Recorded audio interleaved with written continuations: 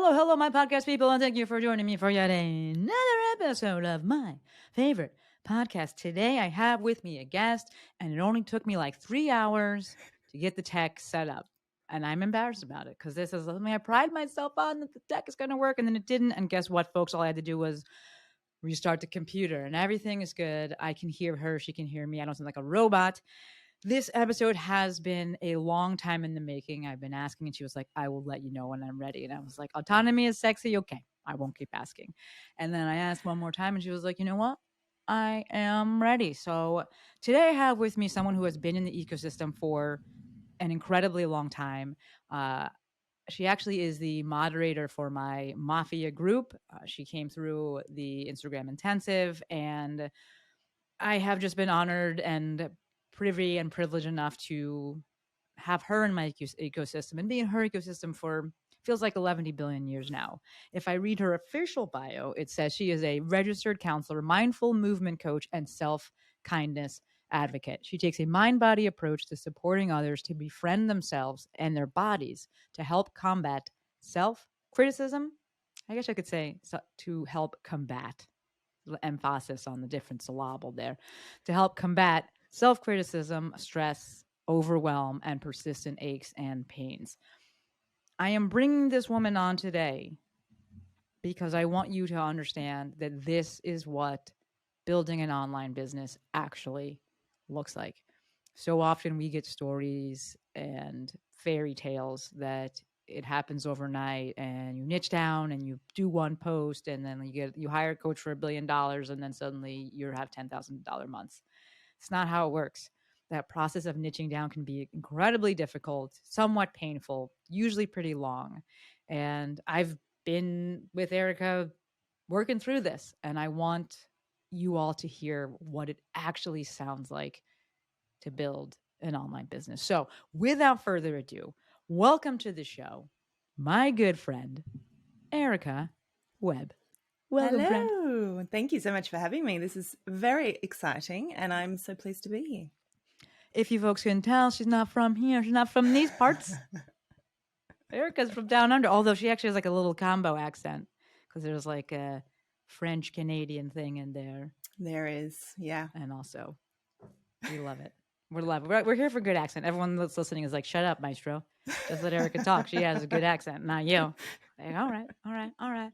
So, Erica, I'm going to pass it immediately over to you. I read the bio, but I want you to take us back because you have a very cool background and a very interesting background. So, I'm going to pass the mic, and the question will be, can you take us back to before you had an online business and share with us whatever part of your story you feel like best encapsulates you? Absolutely. I'll go way back because my, I guess, resilience in the online space, because, no kidding when Shantae says that it is not the smoothest path. My resilience in that space, I think, really stems from my experiences in the corporate world and my kind of refusal, I guess, to go back to that life. And I think that's a really important part of the story. So I have always been the kind of person that is like, I love everything, like I want to try everything. It's like, I could be this, I could be that, I could be, anything. I would love to try to be everything if I could. And so I had this kind of life, I guess, peppered with lots of different things. And I really didn't have a very clear direction on what it was that I wanted to do. It was like, I could do all the things. I spent a long time thinking that I wanted to do something in the forensic world, which is really funny when you actually know me because I'm incredibly sensitive. And so I was studying, you probably don't know this. I actually studied criminal justice administration, and it was a field trip to a high security prison that made me change my mind. And very rapidly, it was like I had one path, went on this excursion, and then was like, that's not for me anymore. But basically I ended up in a situation where I was doing a double degree in law and behavioral science. And I just burnt out. I just was miserable. And so I rapidly kind of changed path and ended up falling into a career, I suppose, in like public service, I guess is what you'd call it in the US, in the government industry and not-for-profit, doing social social research, I guess. So like talking to the public. I wasn't really the person doing the talking, but analyzing research, analyzing data, writing reports, trying to make experiences for people better. And it was fine. Like the work was good. I was pretty good at it. It was, it was fine. But I was miserable, like really miserable. I hated going into the office. I hated all the stuff that went on in that dynamic. Like there was just a lot of bullying. There was a lot Oh, of, all the stuff that we see in a kind of workplace that is not so well structured and run. And so I left with just a sense of like, what is this world? Like, what is this? I don't want to do adulting if it's like this. This is yeah. too much. So I had been doing yoga at the same time. And I thought, when am I most happy? It's when I'm doing yoga. And so I just decided, you know what? Let's just pull the pin on this career and become a yoga teacher. Obviously, that was going to be lucrative. Says no yoga teacher ever. And I also knew that I wanted to start a family. And so this seemed like a really good, combination. I was like, I'll teach a bit of yoga. I'll have some kids. It'll be great. And so I No have taught problem. yoga. It was just, it was simple. Math was simple. Became a yoga teacher, had 2 kids, and I worked sort of through that time as a yoga teacher, always for myself. I worked a little bit here and there for other people, but I mostly worked for myself because I was really kind of burned, I guess, by that early experience of working for other people. Fast forward, I ended up burning out again. And it was less because of the work that I was doing as a yoga teacher and a movement teacher, and more because I had turned into a complete martyr as a mum. Okay. And Oh, yeah, so I had two kids, 2 little kids. They were only 2 years apart. My youngest was just a very unsettled baby. And so I didn't sleep. I, felt like I was a terrible mum because I didn't think these kids liked me. I never asked for help. I didn't receive a lot of help. And I was just a mess. I really wow. fell into a pit of like deep self-loathing. And it was awful. It was absolutely the darkest period of my life. And I was still teaching yoga and love and light and all of those things. And it was all just very, what I realized was I wasn't turning a lot of what I knew towards myself. And so I guess fast forward a little bit, what I came to realize was that I was, I just had very little respect for myself. I had very little love for myself. And in 2019, I made the decision to pull the pin on all of my in-person classes. So it was actually pre-pandemic, which is kind of crazy to think Yeah. about now. Yeah. And I moved my in-person business online. And that was not received particularly well by my current clients. They were like, we like coming to your Yeah, house makes and doing sense. yoga. Yeah. But it was one of those decisions that was like, well, this is the right decision for me. It Yeah. felt very similar to the decision I made to leave the corporate workforce. It was kind of like, this is just like, this is what I have to do. If I care at all about my well-being, this is the decision that we have to make. And in that period, like there's like a lot of years, I sort of skipped a lot of years, but in that period I had really come to, love myself and like myself, which was really important, and respect myself. And that part of all of that became a huge part of the work that I do. So that's kind of the backstory, in a nuttish sort of shell. Like, I have so many questions. I'm gonna Okay. do the one that's top of mind. I've been writing things down. We're talking about coming to love yourself. You made 2, I like this phrase, pull the pin. You said it twice. One was leaving the corporate world and one was leaving the in-person yoga world. Mm-hmm. Those were separated by a lot of time. And so it seems like when you left the corporate world, there was that self-love was there. Yes? No? What was that? I think I've always had a real sense of self-trust, but I didn't like Okay. myself at Oh, all. okay. Yeah. And I think this is the thing that's been really interesting to figure out, actually, because there has always been that deep sense of knowing what I need. And I always trust my gut. My gut has never, ever led me astray. All my important decisions have come from there. And yet a lot of the times I've made those decisions even in a state of like honest self-hatred. Like I really Wow. have. And so I don't quite know how to, I don't know how Yeah. to kind of marry those things up. But It um, exists. yeah. But do you know what? That's the thing that I've come to recognize is that maybe I did love myself. Maybe I did, because the thing is, that's probably been my biggest realization over these years is that you don't have to feel loving towards yourself to be committed to acting lovingly towards yourself, right? Like you can take action that says, like, I am important Mm-hmm. without really necessarily feeling like you know what loving feelings, feel like in the moment towards yourself. Because we spend so much time kind of thinking, well, if only I could prove my love to myself, right? Like if only I could prove that I'm good enough for my own love. If only I could prove that like I'm good enough already because I don't make mistakes, I never disappoint myself, I never let anyone down. Like which human, like find me a human who never does those things, right? Wow. Yeah. And so the thing for me has been huge around this idea of like I can love myself and still let myself down and still be completely imperfect and still do things that I wish I hadn't done. And then the foundation is still that desire to have a loving relationship with myself. So maybe I did. It's a really good question. I actually don't know. So, and the Hindsight says yes. duality, they are Yeah. allowed to both, they're allowed to both exist. I was just like, wait a minute, what happened in the middle there? With, Hmm. I'm going to ask it because it's you. You had kids. Are we thinking that like just the physiological part of having kids, like, did that heighten some of the like less than nice thoughts? Possibly. Yeah. I mean, I had two kids really in fairly close succession. Um, maybe there was a physiology thing. I mean, I didn't sleep. Like by the Yeah, time I was pregnant with dude. my second baby, I still wasn't sleeping. I still wasn't sleeping when that kid was born. So it was just like the sleep deprivation was literal torture. Yeah, And I was always like I was either always breastfeeding, pregnant, both, yeah. or sleep deprived. That's a And lot, like we don't give women enough credit for this stuff. dude. Honestly, Dude, it's crazy.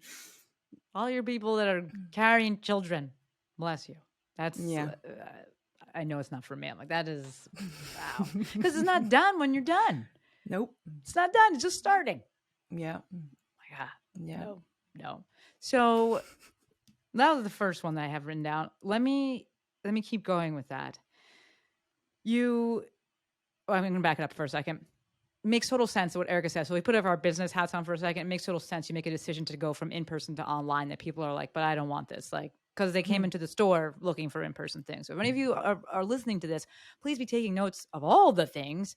And there's a little business note. Like, there should be two categories. Like, one page is for life, and then the other side's for business. And under business, people came into the store for one thing. If you change the store, we have to expect that some people are going to be like, wait a minute, I really like you, but also. So let's keep going with that timeline then. You decided to move things online. Then what? Hmm. And here we are. And now. So I moved things online. And like I said, that was 2019. And so it was a really interesting situation, actually. And it was I feel very lucky in the way that things kind of came together because so funny story, I had a girlfriend who was also a yoga teacher, and she said to me back in the day when like Facebook had just come out with business pages, she was like, I think you should get a business page for yoga.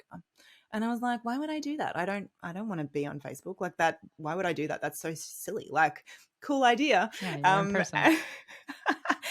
Anyway, I did eventually get one, and I was like, thank goodness that she sort of dropped that little clue. But I was really lucky because I wasn't the first person doing things online, obviously, but I was certainly one of the first in my kind of immediate kind of crew, I guess. And so people were recommending me, like, if you don't want to go to studio, if you don't want to do this, maybe think about joining Erica's studio. So I ended up with, I think, like 40 people joined from the start. Now it was like super cheap. It was like $15, $12 for some of my kind of clients that I had in person. So it was really cheap. So I wasn't breaking any records there, but it was enough for me to go, oh, this has got some legs. Like this Yeah. could actually work. So I kind of like used an open door, closed door model, like a launch sort of model Mm-hmm. for that. And so I closed the doors and then did like another launch. And I think I got maybe another 20 in that second launch. So I actually had like really good success Yeah. early on. But since Yeah. then, it's been very slow, in the sense that I don't even know how to describe it, but I guess I've had like kind of more of a steady in out kind of Mm-hmm. situation, right? I Yeah. don't do an open close model anymore. It's just always open currently anyway. And I've spent a lot of time, which I know we're going to dive into, figuring out exactly who I'm talking to, because That. over the period of time from, end of 2019 till now, obviously a lot of stuff has happened, and like all the people are on the internet. And I did not capitalize on lockdowns to push the hub. I just didn't. It didn't feel good to me, even though I Yeah. knew that I could obviously help people. I wanted to help the people who were already there. So when we had like all the lockdowns here where I am in Australia, Mm-hmm. and I really just focused on supporting the people who were there as best I could. So we did a lot of live streams. We did a lot of classes kind of over Zoom, and it was awesome. It was really, really wonderful. In that time though, sort of once all of that got a little bit better, I decided that again, oh, my gut's telling me I don't want to be teaching 5 live streams a week. I stopped teaching in person so that I had more freedom, and suddenly I'm stuck attached to my computer again. And so I've changed the structure of the hub a few times. I've changed the name a couple of times. And now it is kind of a hybrid model where I do maybe like 5 or 6 live streams a month. And a lot of it is just DIY. But I'm forever kind of trying to find that happy balance between what people want and need and what I'm willing to provide. That part.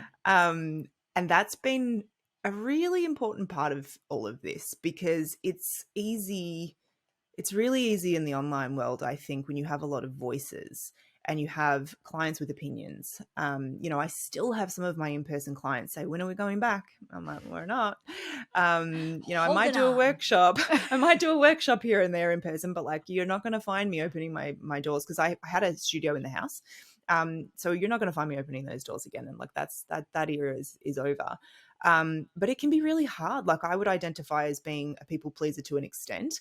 And it's hard not to just be like, whatever you want, I'll do the things, anything that Yeah. you ask, I'll just do it, because you're going to give me money and I'll make you happy and it'll be great.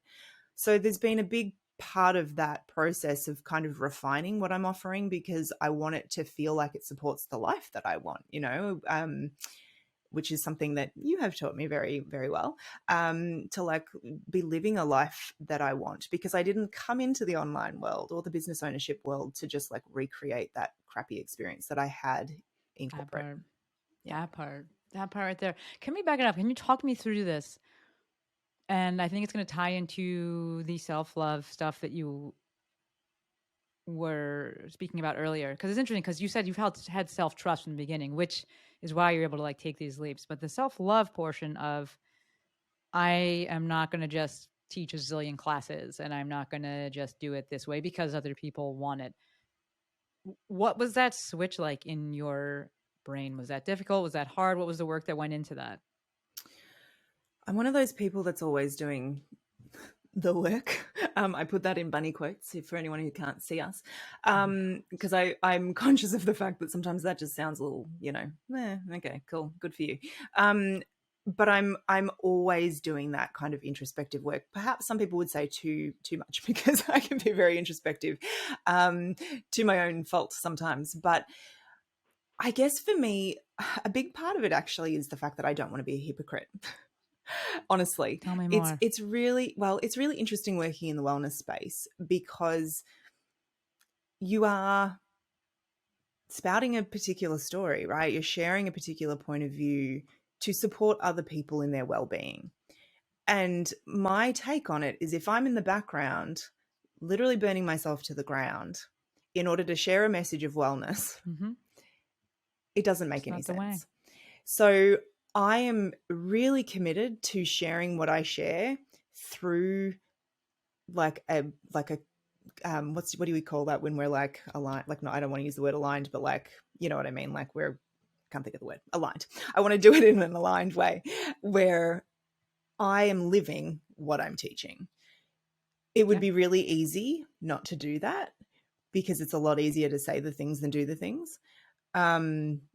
And I've done that before, and like, it doesn't mean that I always am practicing what I preach, because that's a big part of what I teach as well, is just like, bring more of your human self to the table, please, because you are not perfect, and that is perfect, and you don't need to be, right? You know, so I'm not perfect in what I do, but it's been very much central to what I do, particularly in the last probably 5 years, that I have to live what I teach.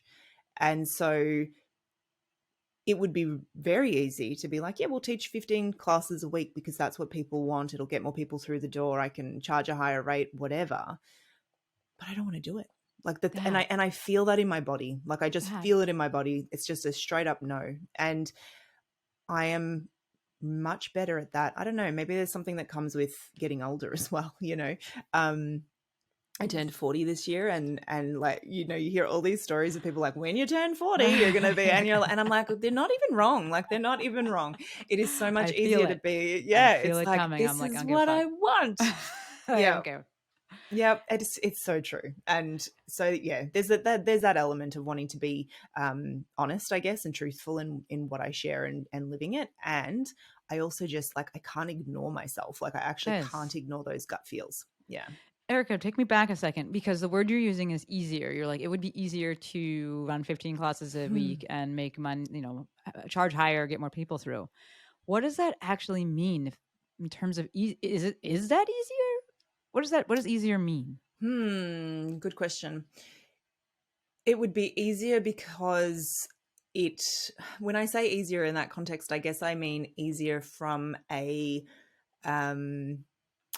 mental, am I keeping the people happy kind of place. I know that in the lots of conversations that we've had over the years, you are one of the very few people who I know who doesn't really get it. Like, who doesn't get it? You get me. I know you get me, but you don't get that self-kindness sort of piece. You don't get that because you just live it. You just are that. You just do it. You don't have to learn it because it's who you are. But for most of us, it is the mental anguish, I guess, of following your gut, or following your heart, or following your way, can be really tough to reconcile when you've kind of grown up or learned that in order to be worthy and in order to be loved, you have to please the people around you. So it would be easier just to please the people around you, you know, like, it would be easier for me just to be like, what pleases you, and I'll do that because it's familiar to me. It's comfortable, even though it's not comfortable in all the ways, but it's comfortable from that kind of like, there's a bit of mental arithmetic that goes on, I guess, to be like, people want me to do this, but I want to do that, and I feel like, what if they don't like me anymore, you know? And so the lack of ease, I guess, like, both are actually easy in their own way, but the lack of ease comes from that, I guess, argument in your head of like, is it really okay to center myself and to prioritize my needs? And like, my answer now is always yes, it is. But it took me a while to get there, for sure. This is fascinating to me. You use the phrase mental anguish, and I'm like, that is such a heavy and powerful phrase. Easier doesn't mean happier. No. Like, as I'm listening, easier because there's less mental anguish, because, you know, like, yes, that this will please the people, and I've been told to do this. Yeah. It's familiar. It's seemingly safer, but it's not this spectrum, this continuum of like easier and happier. They're not even I don't think they're even related. No. That out. I'm like, oh, okay, easier and familiar, and subsequently thinking safer. That makes so much sense. So that in mind with what you just said, where you are on the other side of this now, and you've answered the question, wouldn't it be easier, wouldn't it be safer, or like would there be less mental anguish, would it, whatever, you have data now. What made you actually believe the data? What made me believe the data? I think it comes, that's a really good question. I think it comes back to that trust that I've Yeah. apparently always had, that I Yeah. didn't always necessarily know that I could trust. And I think this is really an interesting thing. I tend to not talk about the esoteric very much at all because I don't think like that, right? I'm pretty grounded in what I can see. However, there is a part of me now that just knows what I'm sensing for in the thing that I trust, right? So like Mm-hmm. like I've mentioned a few times, I feel it in my gut when I know Mm-hmm. that I'm right, or when I know that I'm taking the right path for me. And I've just learned to trust that, because as soon as I get out of there and I get right up in my head and I overthink things, I will almost always go in a direction that I don't intend. Like a good example of that actually is I flew to LA for Boss Up. Yes, you did. And like that was the biggest deal Yes, you in did. I my didn't world. realize. It was, I mean, you knew once I got there and Exactly. And I had was like, should like I come a pick you up? complete freak out. But it was really, it's a really good example. Like I sat there, I saw that the tickets had come out and my body said go. Like it was just like I could not ignore it. It was like my body says go. And I was like, that makes no sense. It's going to cost me like $1 million. It didn't, but like, it's going to She's in cost me Australia, folks. So $1 actually, million. yes. The dollar was terrible. Like the dollar was like 50 cents or something. It was insane. I have to leave my kids, which I'd never done before. I have to get on a plane by myself, which I'd never done before. I have to figure out how to use a goddamn lift, which I'd never done before, which was the thing that created all the problems when I landed. And I have to go and like meet people who I like feel like I adore, Yeah. but I've never met in person. Like, is this a crazy thing to do? Like, is this wild? But my gut said yes, and so I bought the ticket. And I was like, but then my head's like, you're stupid. What are you doing? Like, why are you doing this? And so I've learned to trust the feeling more than the Yes. thoughts. Yeah. It Yeah. doesn't mean that I ignore the thoughts because, like if the thoughts had been convincing enough, I possibly would have changed my mind. But I'm just much better at feeling what is true for me than I ever used to be. Or maybe it's more that I'm more confident in choosing that direction because I think I've always felt it, but it's like I feel really confident in that inner sense of knowing. Which, like I say, it's a little out there, I guess, but Not I at actually all. don't think it is. I think we Is all it at feel all? that, Yeah. but we just don't. And maybe people feel it in different places, right? Like for me, it's very gut based. I think for other people, it's like can be heart or head or whatever. But starting to trust that, trusting like the body's wisdom ultimately, I think is huge. I wanted to say have the voices quieted, but that sounds like schizophrenia I here. get that. Like I get that. have the thoughts gotten kinder over Mm. time? Yes and no. So as you know, I work as a counselor as well as a movement coach, and the thing that I think is really interesting for humans to understand is that the thoughts can get kinder, but it's sort of like not a prerequisite for doing what makes sense for you. So yes, the thoughts have gotten kinder with practice, but keep in mind that I've been doing this for like 10 years. Like a really strong focus on self-kindness, self-compassion, trust for 10 solid years. Yeah. And yes, my thoughts are much kinder now, but the mean thoughts still come up. I'm just much better at getting space between them and like what I decide to do next.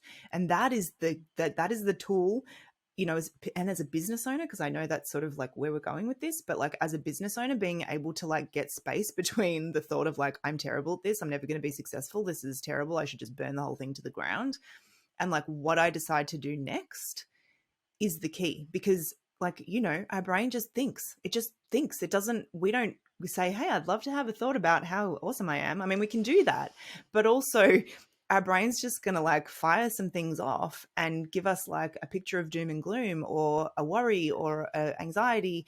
And we can either think, oh, okay, that's true. My brain only provides me with accurate information, which we know is not true.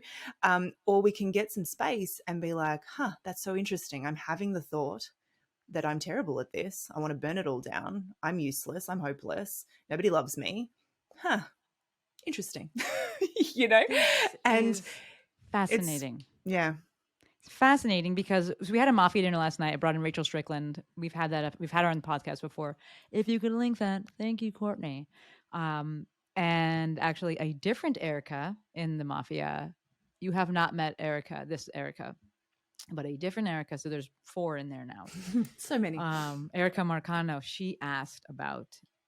She had a question, and one of my answers to it was certain times with business, we actually want to compress that.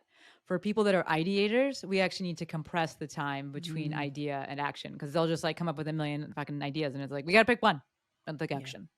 This is the opposite where you want to actually, and like this makes so much sense. And we're going to segue into like kind of the work you do and things like that because we know that the breath gives us a pause. It gives us a pause to actually respond as opposed to react. And it's fascinating to hear that that's what you have to lean into is I actually need space in between these thoughts and what I do, because if I act immediately, I'm not going to do the thing. So can you speak about how this, and let's say creating this space in this moment, how does that tie into the work that you do? What I'll say first actually is just that I am actually an incredibly quick action taker, which like I'm like, I'm starting a podcast and then there's like 3 episodes done. So when I know what I'm doing and like I'm clear and again, I might not have all the pieces, but like I'm actually very quick at action taking. And that's the thing about getting space with your thoughts that is, I think, something that a lot of people don't get is it doesn't take very long. Or it doesn't have to take very long. And so a big part, like, so the work that I do, I work with people who, maybe they are the people pleaser, right? They're constantly putting everybody else's needs before their own, and then they wonder why they feel like crap. And there is this element of like these ways that we have of thinking are very like old. We've been replaying this sort of style of thinking our whole lives. And so we can't just be like, well, I'm just going to think differently because it just doesn't work like that. We can certainly kind of try, but the reality is we have to work with what's there. And so there's this part of like, even through movement, when you're on the yoga mat or in the weight room or wherever, there's going to be thoughts that come up of like, oh, my body is letting me down, or I feel so terrible, or I can't believe I haven't done this for 6 years and I feel so bad about myself, and all of these things. And so it's this skill of being able to see the fact that we're having a thought that doesn't support us in the direction that we want to go.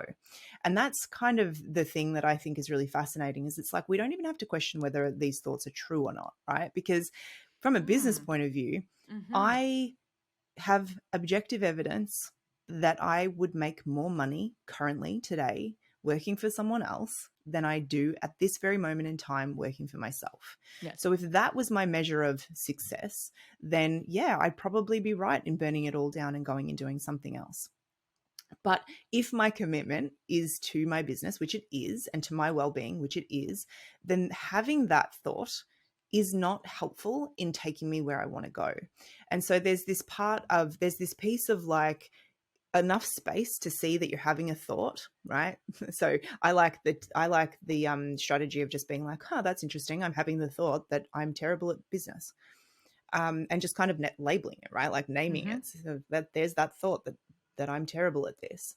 And for me, sometimes there is value in questioning our thoughts because sometimes they're just straight up lies. But other times it's like, maybe that's true, right? Or maybe there's elements of truth. Maybe there's kernels of truth in that. So that makes it very hard for me just to sort of set aside.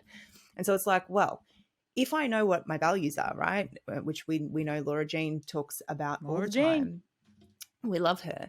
And if we know what our guiding light is, like our values can be this sort of guiding principle. If we know what that is, then it doesn't matter if the thought is true or not.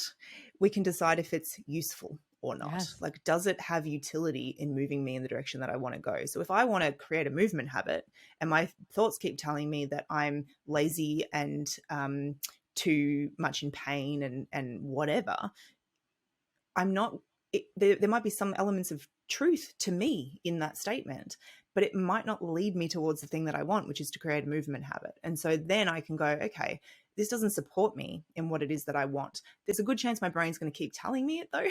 And so I have to have a way to create enough space. And it doesn't have to be days of space, right? It's like literally happens in the moment of like, oh, that's interesting. I'm having the thought that I'm lazy and this is never going to work for me, but I'm really committed to trying. So here I go. Let's strap on our shoes and let's go do that movement.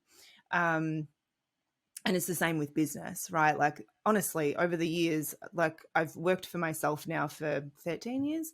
And the number of times that I've wanted, well, not even wanted, the number of times I've thought about just like literally burning it to the ground is so many. I like every month, I think like clockwork, I'm like, should we just light a match and set this thing on fire? Be done. And I do What it does in that even certain look forms. like though? Because it's I like don't online know. space. It's like, I'm just not posting anymore. And I sent an Well, email out exactly. to the people. Yeah. This is done. Or Like, like it's interesting. a big announcement of I'm like, like, I've it could be decided so not small. to do Like, this. you have a brick and mortar. You're like, burn it down. And online Yes. business, I'm like, what does that mean? It'd be so unsatisfying. I canceled Canva. Yeah, that's right. I deleted all my apps today. Canva is nothing to me now. But it's just having enough space to be like, oh, I got to remind myself what I'm committed to. And the thing is that there might be a day where the answer is, oh, I'm no longer committed to that. Okay. Like, but it's having the fine. space. The thing that can get really hard, I think, is that we get really uncomfortable with our thoughts because it makes us feel like bad people, right? Like, oh, having these thoughts, I must be a terrible person. I must be a bad human. I must be a bad business owner because I keep having these thoughts. And then we build up so much shame. We build up so much guilt. We build up so much feeling of like otherness, right? Like everybody else is doing it right. And so they kind of just simmer in the background. We don't ever pull them up close enough to us to be like, this is what I'm thinking. And is this helpful for me in the direction that I want to go? And I think that's the really powerful thing is like, honestly, the number of times that any of us in online business or any kind of business could walk away is honestly, like we probably couldn't even count them for a lot of us.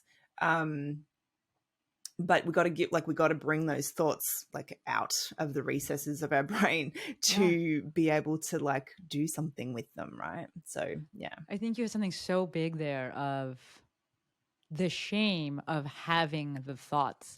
That's a different approach to things. The both and the duality of it. This conversation is really mirroring conversation that Rachel brought up last night. She talks about gremlins and helping people move forward through things by acknowledge, which is exactly what you just said. You acknowledge. Like, acknowledgement can be the antidote so long as there's action taken next, and the action is guided by what your values are. And you're saying like, okay, that can be true, and is not helping me get to where I want to go.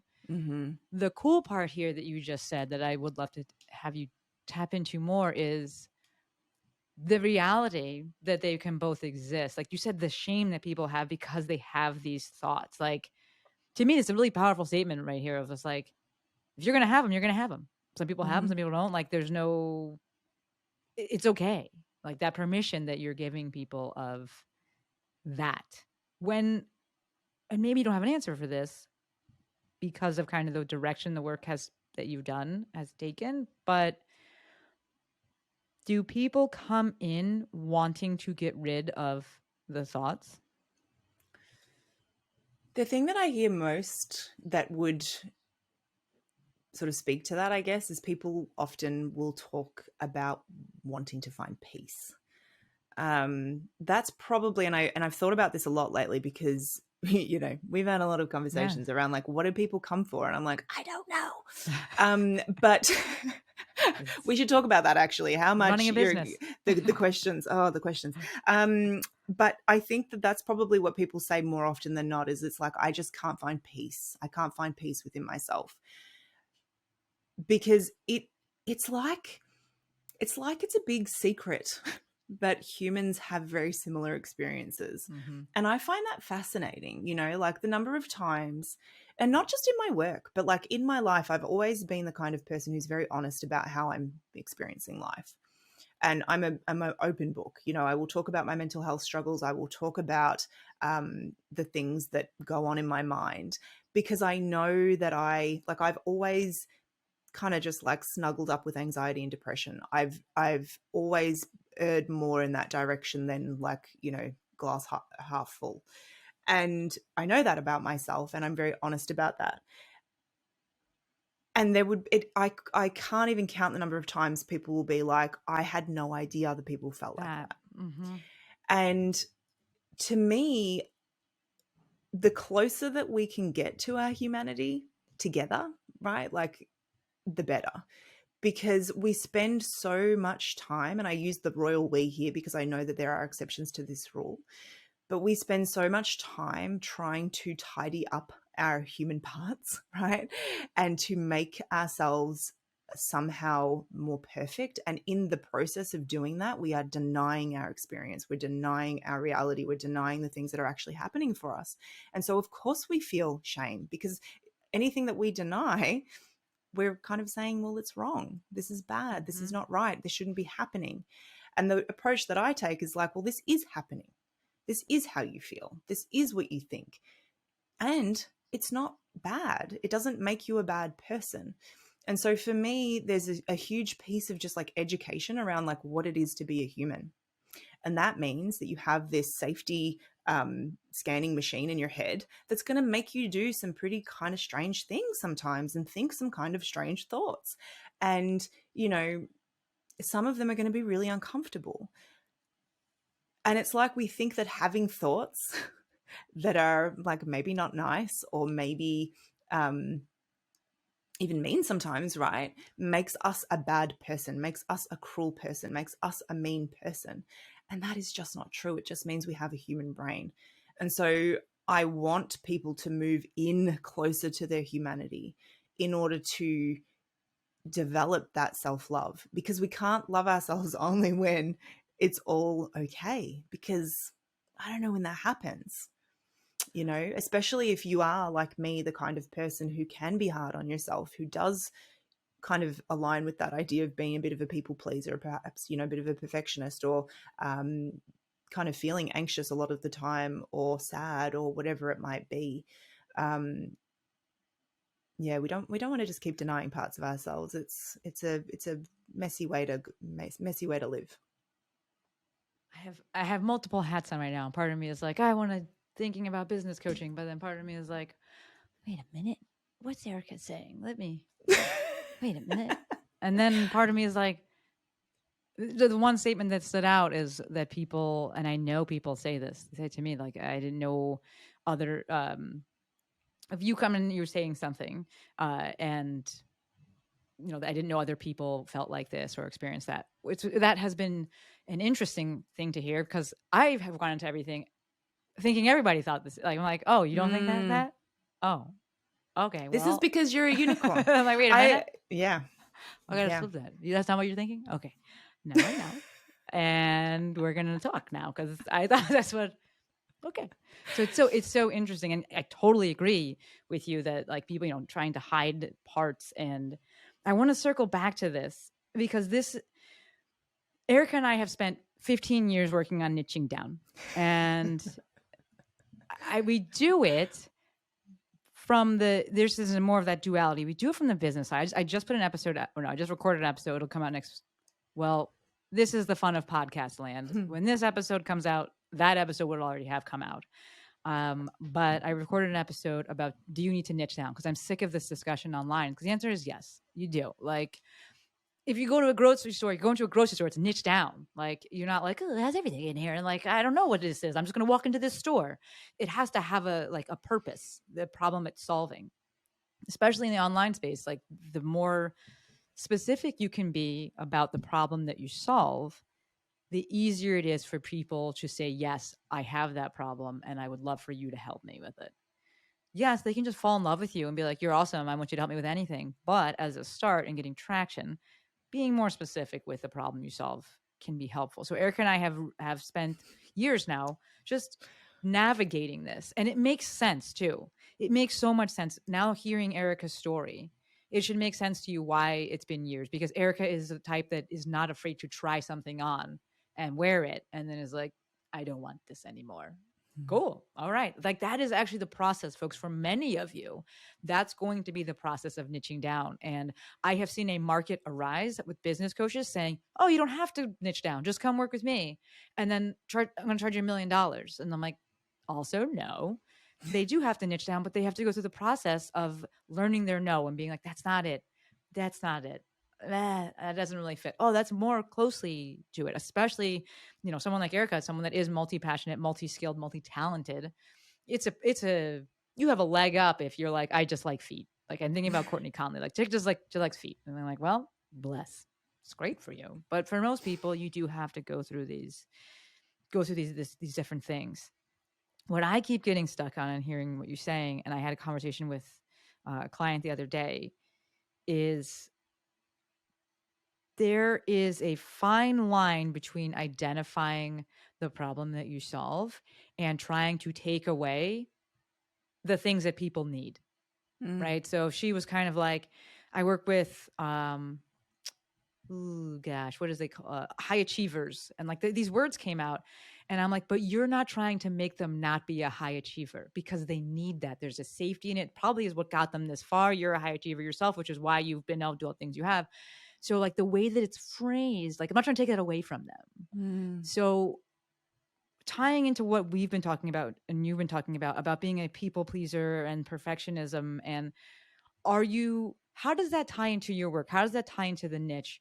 Are we looking to remove some of that from people? Are we trying to acknowledge, accept, radical self-acceptance, and then help them move towards something else? Where are we at? The old niching conversation. There we go. You are not joking when you say we've had 15 years of conversations about this. What I do want to say, and I will answer your question, but what I wanted to say about that is, like, as business owners, the biggest thing for me with this has been not stopping to try to figure it out. Yes. Because I've continued to work and sell and do all those things while I keep trying to refine and figure it out.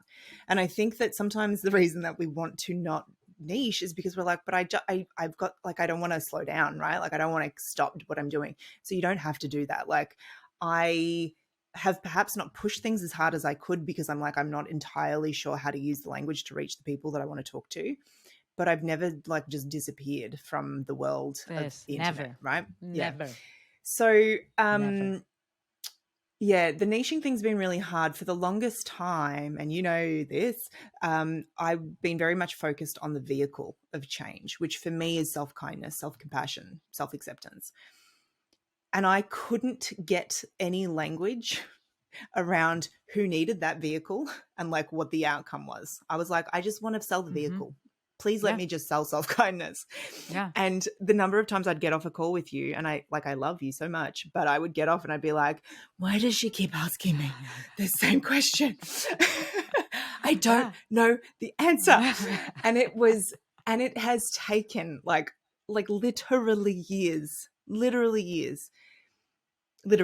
So for me, what I've realized is that the outcome that I want to support people with is self-love and self-acceptance.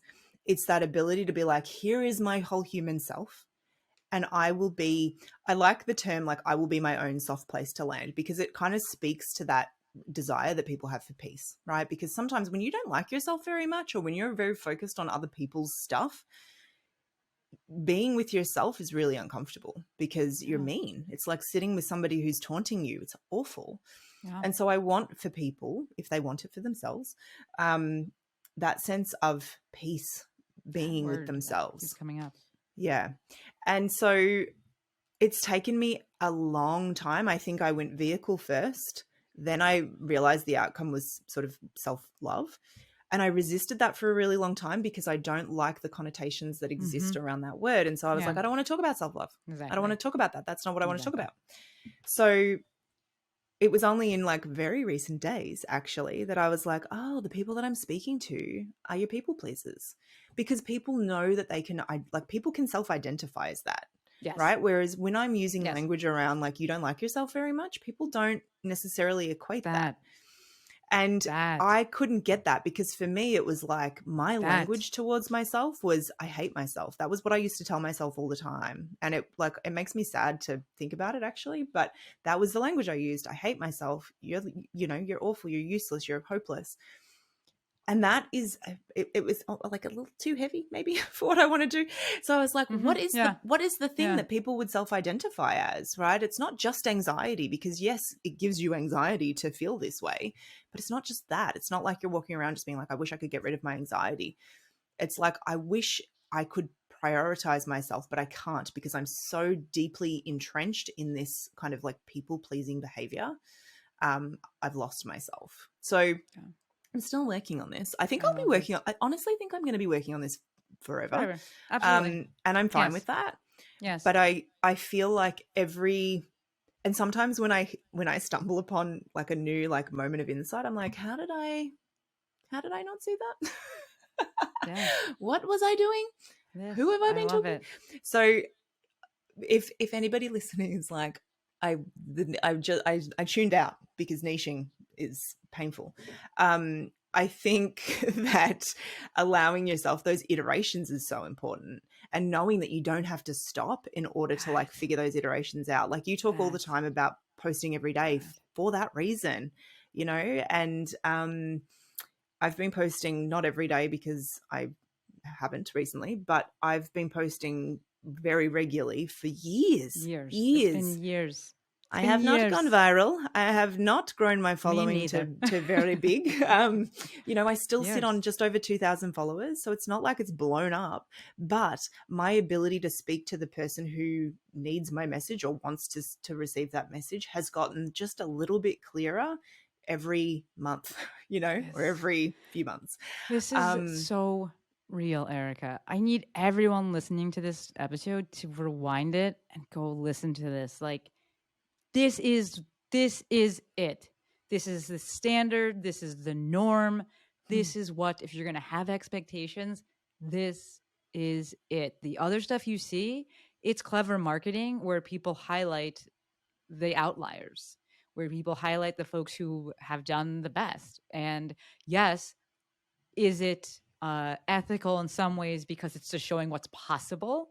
Yes, but there's a difference between showing what's possible and what's likely, right? And what Erica is talking about, this is the standard. And I'm going to say it's the standard because what Erica's doing, and what I want everyone to do, is she's actually looking to go outside of the system. So if we take it way back to what she was saying in the beginning and it being easier, that was talking about easier in people pleasing terms.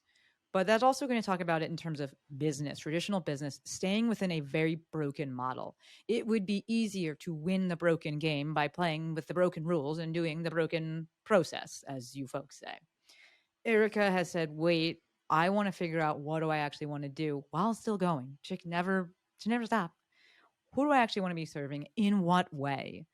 That's a completely different game. That's a game of relating with yourself, relating with humans. That's outside of this model that we're all living in that, well, I need to eat. So I'm in the game, right? That's just outside of that. And that's how it works. If you think about it, if you were like in person as well, like you don't just like blow up overnight. Like maybe one restaurant does, but that happened. Why? Because it like went on Instagram. Like if you only had access to this kind of thing, this is typical and standard and normal and realistic. So I really want you folks to go back and listen to what she has just chronicled as her experience with reaching people and meeting people and that self-discovery process. I am still in it as well. Like I'm just on the fortunate side. I'm one of the outliers that did start earlier and has an easier niche because I'm going B2B and teaching people about movement. And it's easier than being like, I'm going to help you with your pain. People are like, I don't really want that.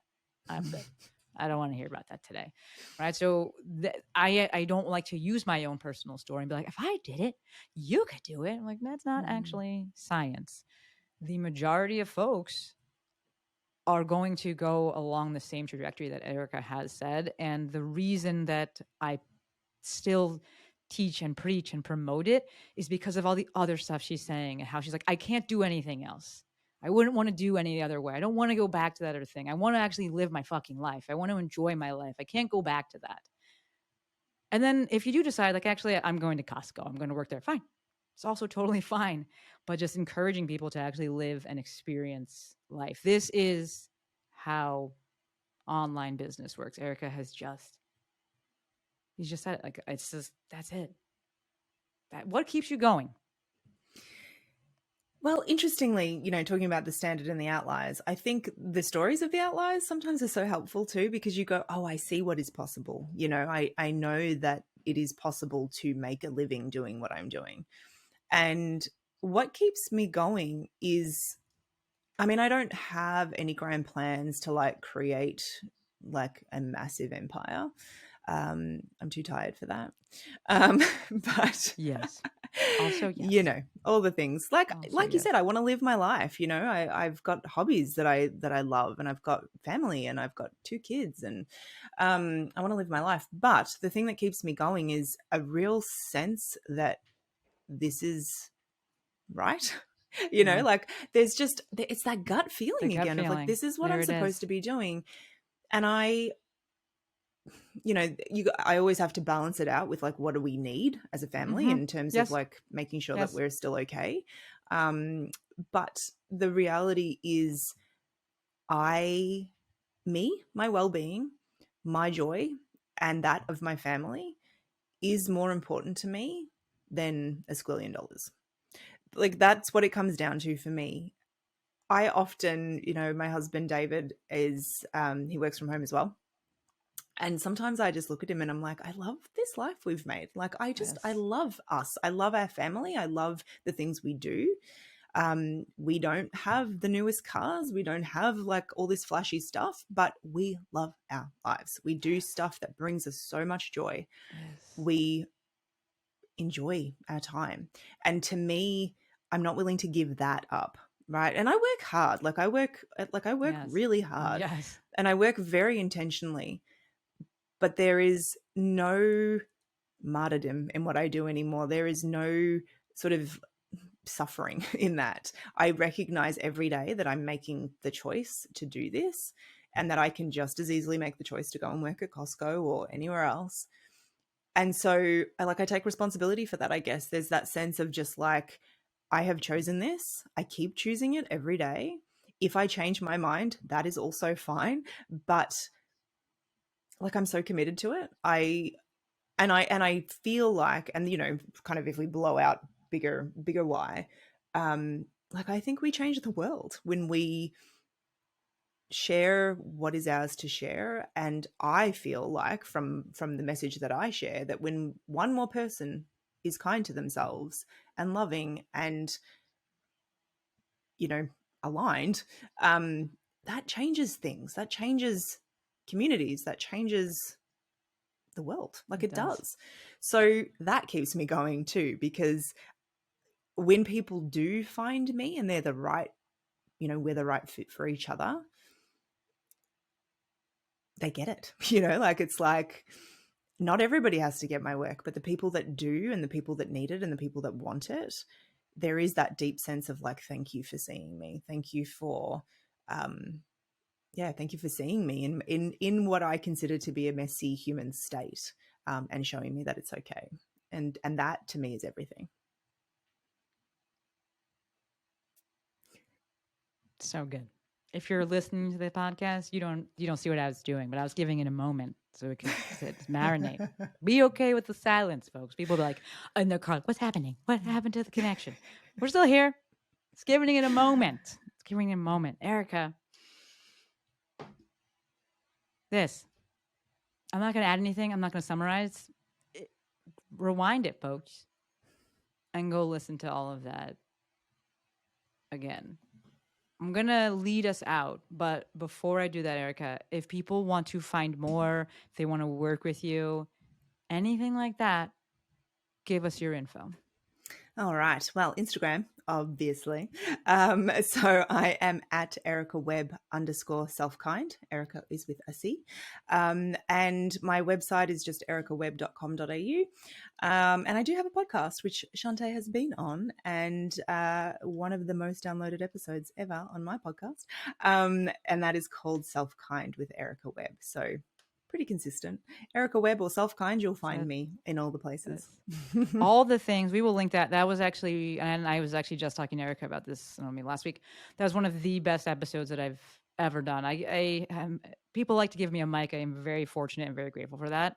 But not all opportunities are created equal, and that was hands down one of the best guest episodes that I've ever been able to be on. So we will link that, and we'll link the entire show, and you folks can all go check all of that out.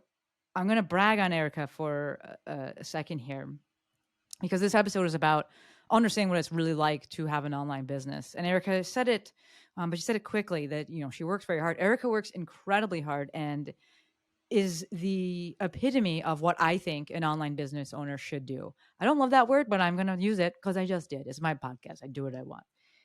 If you're looking to get traction in the online space, if you're looking to give yourself a chance to hang around long enough that maybe you do get lucky, because that is a component in the online, in the Instagram space, it's going to be from the hard work that you put in and showing up. Like the episode I just did with Laura Jean, we talked about this, and we're in a weird space right now. Like everybody's mad about everything. And then like, you kind of like can't say hard work. Cause then people are like, shouldn't have to work hard to like live. And I'm like, but also, yes. So if we think about this, because Laura Jean talks about, growing things, and like, we're just cultivating here. What's the harvest? You're not going to grow anything if you don't do anything. Like, I don't know what world you came from, but if you want something, you want to cultivate something, and this is not about having the most. It's not about taking from somebody else. If you just want to create, you want to cultivate, you want to have something, you have to put in the work. And Erica has put in the work for 11 billion years. She shows up. Yes, she's not, I want to say she's not pivoting, right? Figuring out what direction she wants to go with things and what actually makes sense. And she's been so consistent. So she just used that word, and you saw that all of the domains and the names and such were consistent. Erica also does all the tech. She does all the stuff herself. She taught herself how to do these things. And one of the first words she used in this podcast episode was resiliency or resilience. And that is at the heart of running and having and starting an online business. I hear folks say, like, I'm going to come to the online space and like, I'm going to outsource this. Like, I'm going to just hire someone for that. And I'm going to like get someone for that. And I'm like, you don't have any money. You're not making any money. Who's doing this? You have no voice. You have no message. And most importantly, you have no money. So no, that's not going to work. This episode, this person who I'm speaking to right now, this is at the heart of establishing, entering, building, continuing an online business. It is the desire to keep showing up and to keep doing the things and to figure out the things, not month after month after month, right? That's one of the hardest things, one of the most problematic things in the online space is that you can learn about online business in 30 seconds, but it takes 5 years to like start get traction. Like there's a disconnect there. So people are like, oh, I can do this. I'm going to start. You have to keep showing up.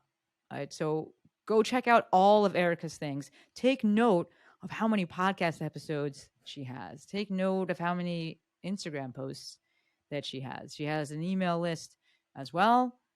This is what it takes to actually continue and set yourself up for success in the online business space. And bigger than that is that last part that she just said about what actually keeps her going. I think that's huge. And I would love if you go and you rewind past all the shit I just said back to what Erica was saying and listen to that again, because that is, I'm like, my job here is done. If that's your, like, David, I love our life. I'm like, we're good. We don't have to talk ever again, Erica. We're good. That's all I want. That's all I want. That's all I want. Just that feeling. There's nothing like that when you're just like, maybe for me, it's like I'm walking outside, I'm sitting in the sun, or I'm walking around the block, and the sun is definitely a part of this. And I'm just like, this is great.